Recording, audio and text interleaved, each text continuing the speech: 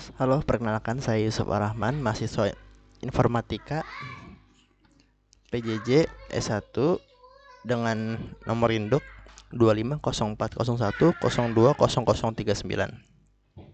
Di sini saya akan menjawab soal tugas yang diberikan oleh dosen Bahasa Indonesia, di mana tugas saya itu diperintah untuk menjelaskan kalimat, jenis-jenis kalimat dan juga konjungsi beserta contoh-contohnya. Langsung saja. Yang saya temukan berdasarkan pembelajaran saya yang sudah dilakukan di Unsia dan juga beberapa riset dan pencarian di internet. Kalimat itu ada kalimat tunggal di mana hanya ada satu klausa dan atau satu struktur predikat. Tidak ada konjungsi penghubung. Jadi satu kalimat kata predikat pun bisa menjadi sebuah kalimat tunggal. Misalkan di sini saya kasih contohnya adalah orang itu guru kami, ya, atau minggir. Ini atau misalkan juga mobil besar atau rumah itu gelap. Itu adalah kalimat tunggal. Lalu ada kalimat majemuk di mana ada dua klausa utama atau lebih, yang keduanya itu hubungannya atau keduanya itu merupakan klausa utama. Jadi walaupun mereka berdiri sendiri, ya, misalkan mereka bisa tetap berdiri sendiri. Nah, dalam tata bahasa itu ada rumusnya, itu klausa utama tambah konjungsi koordinatif dan juga klausa utama kedua. Contohnya misalkan Yanto membaca statistika dan istrinya membawa susu jahe. Gadung sedang belajar atau malah tidur di kamar depan. Nah, kalimat majemuk tadi bisa kedua klausa tersebut sebenarnya bisa berdiri sendiri.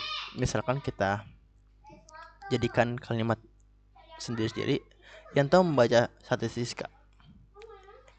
Istri Yanto membuat susu jahe.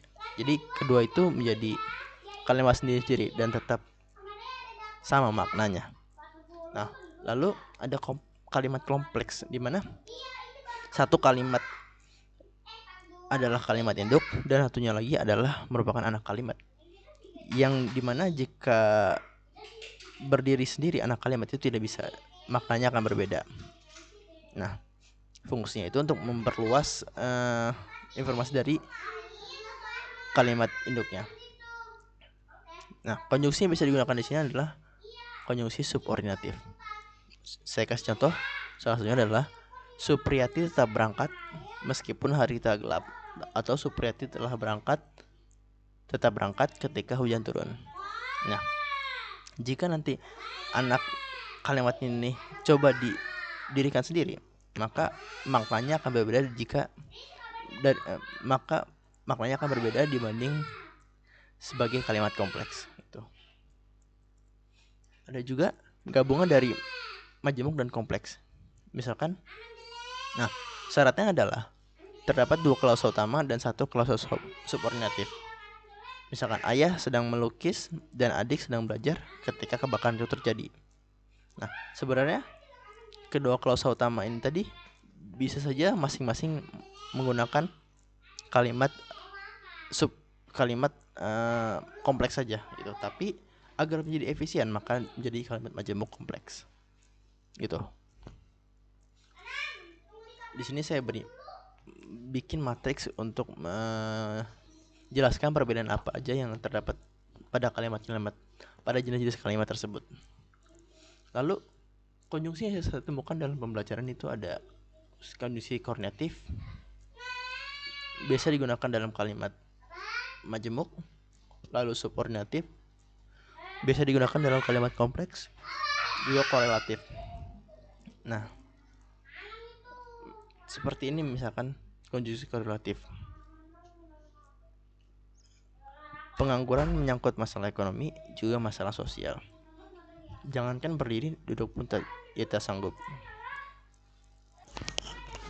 Nah, kalau konjungsi antar kalimat itu biasa digunakan,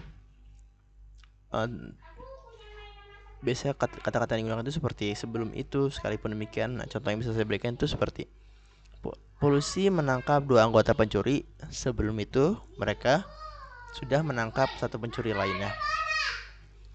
Kami kurang setuju dengan keputusan itu. Sekalipun demikian, kami tetap menghargai hasil rapat tersebut. Nah, di sini konjungsi digunakan untuk menghubungkan makna antara 2 kalimat. Lalu ada konjungsi antar paragraf. Contoh yang saya berikan, maka kebutuhan akan kedelai semakin meningkat dari tahun ke tahun. Sementara itu, peningkatan produksi kedelai dari waktu ke waktu masih belum mampu mengimbangi permintaan. Nah, konjungsi di sini itu ditempatkan untuk menghubungkan korelasi logis antar paragraf tersebut. Jadi, alur cerita bisa tetap koheren. Konjungsi biasanya diletakkan pada awal kalimat, lalu diikuti oleh koma. Begitu juga ketika penggunaan konjungsi antar kalimat. Terima kasih. Demikian presentasi saya.